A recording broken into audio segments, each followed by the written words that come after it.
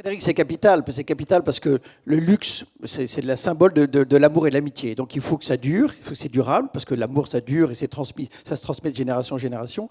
On a tous vécu une crise qui nous a rapprochés, parce que les crises économiques, c'est tous les 10 ans, on le sait, mais là, c'est tous les siècles.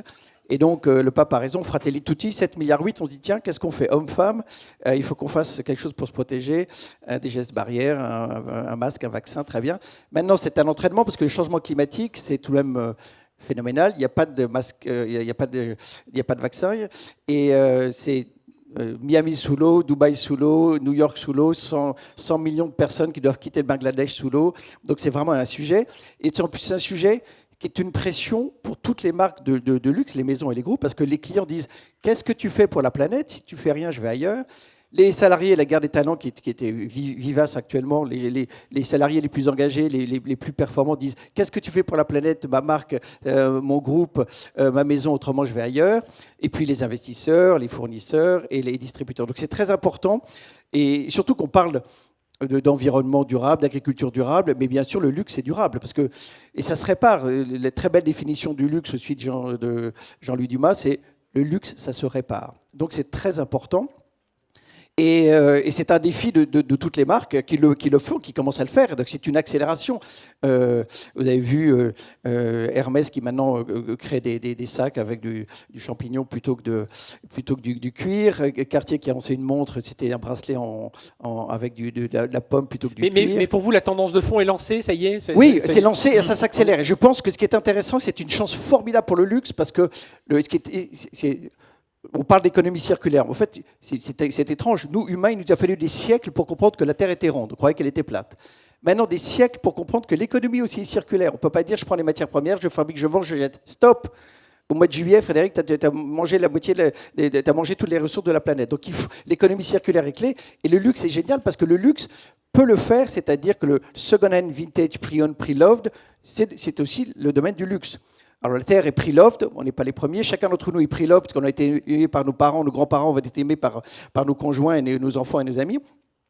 Et dans le luxe, on peut le faire. Moi, j'avais été frappé quand j'étais patron de quartier aux US, quand j'étais voir Tourneau, le premier distributeur de montres. Je lui dis, c'est quoi tes best-sellers? Il me dit, 1 Rolex, 2 pre-owned, 3 Cartier.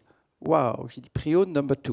Et après, j'ai réalisé qu'en fait, le pre-owned, c'est vrai pour la terre, mais c'est vrai pour l'immobilier. Où qu'on habite, l'appartement, la maison, on n'est pas les premiers, on n'est pas le dernier. C'est vrai pour l'automobile. Porsche, Matra, Ferrari, Tesla et tous les autres, ils vous disent, bien sûr, tu achètes la voiture, je te la répare à vie, et si tu veux la revendre dans 6 mois, 6 ans, je te la rachète, ou je trouve quelqu'un qui la rachète, et je te fais un crédit d'achat chez moi. Et donc, c'est extraordinaire. Et donc, quand j'étais patron de Van Cleef & Arpels, on a mis en place un système où on rachète les pièces de joaillerie de nos clients. Les femmes sont ravies, elles disent merci, j'ai un collier, j'ai 2 filles, merci beaucoup. L'atelier est ravi parce que les mains d'or, quand ils voient un collier des années 30, 40, ils disent ouais, c'est super, comment c'est fait? Et puis quelque part, ils se disent, dis donc, ce qu'on fait en 2021, il faut qu'en 2091, ce soit encore nickel. Et puis l'acheteur, il achète quelque chose d'authentifié. Et authentifié, c'est très important, parce que là, il y a 3 verres. Celui qui est authentifié vaut 30% plus cher que l'autre. Donc la marque, la maison, le groupe authentifie et crée de la valeur. Et ce qui est extraordinaire, c'est un défi énorme.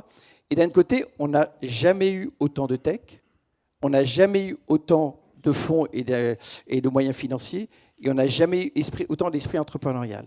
Et donc il y a une opportunité géniale pour toutes les marques, les maisons et les groupes de pivoter et de se faire aider par des startups. Et on vit une période extraordinaire, parce qu'autrefois, David et Goliath se tuaient, mais maintenant, David et Goliath cèdent. C'est-à-dire que les startups peuvent aider des grands groupes. On a par exemple Rez, qui est un fonds d'investissement qui chaque année fait un prix où il récompense David et Goliath. On a le comité Colbert qui a brillamment sorti un carnet d'inspiration sur toutes les pratiques des 90 maisons du comité Colbert, avec sa brillante directrice générale Bénédicte Épinay. Et avec toutes ces pratiques, elle a aussi cité 2 startups, Revalorem, qui